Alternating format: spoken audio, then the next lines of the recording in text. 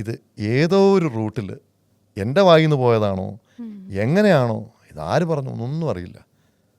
പുള്ളിക്കാരത്തിയുടെ അറിഞ്ഞു സംഭവം. ഭയങ്കര കാര്യം എന്നോട്. അവിടെയൊക്കെ ഭയങ്കര കോപ്പറേറ്റീവ് ആണ്. അത് കഴിഞ്ഞ് തിരിച്ച് നാട്ടിൽ വന്ന് 1 മാസം കേരളത്തിൽ റീസ്റ്റാർട്ട് ചെയ്യാനായിട്ട് 1 മാസം ഉണ്ടായിരുന്നു. അതിനിടയ്ക്ക് പ്രിയയാണ് കൊണ്ടു നടന്നത്. പ്രിയ ഡാൻസ് ക്ലാസ്സിൽ കൊണ്ടുപോയി തടി കുറയ്ക്കാൻ വേണ്ടി വർക്കൗട്ടും കാര്യങ്ങളൊക്കെ എല്ലാം നമുക്ക് കഴിയുന്ന മാക്സിമം.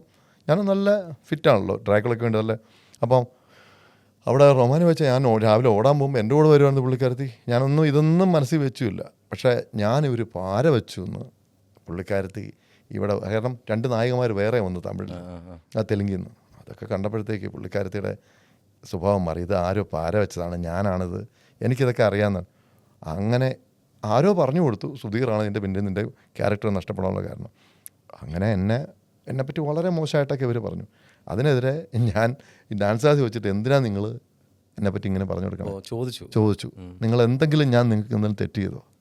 അപ്പോൾ ഉടനെ ഇവരുടെ മദർ പറഞ്ഞു, നീ പറഞ്ഞടാ, നീ പറഞ്ഞ ഈ പടത്തിൽ വയ്ക്കണം, നീ കാരണമാണ് എൻ്റെ മോക്ക് വേഷം, നിങ്ങൾക്ക് ഞാൻ കാണിച്ചു തരാടാ, എന്താ ചെയ്യേണ്ടതെന്നറിയാം, എന്നെപ്പറ്റി നിനക്ക് അറിഞ്ഞുകൂടാ. അവിടെ ഒരു വാണിംഗ് ഭീഷണിപ്പെടുത്തിയിട്ട് പോയതാ. 2 ദിവസം കഴിഞ്ഞപ്പോഴാണ് ഈ ന്യൂസ് തൃപ്പൂണിത്തുറ പോലീസ് സ്റ്റേഷനിൽ നിന്ന് കോൾ വരുന്നത്. നിങ്ങളൊരു നടിയെ ഹോസ്പിറ്റലിൽ അഡ്മിറ്റ് ആവുക എന്തോ ചെയ്തു. ആ സമയത്ത് കേട്ടപ്പോൾ ഞെട്ടിപ്പോയെന്നോ? കൂടെ വന്നിട്ട് ഞെട്ടിപ്പോയെന്നോ?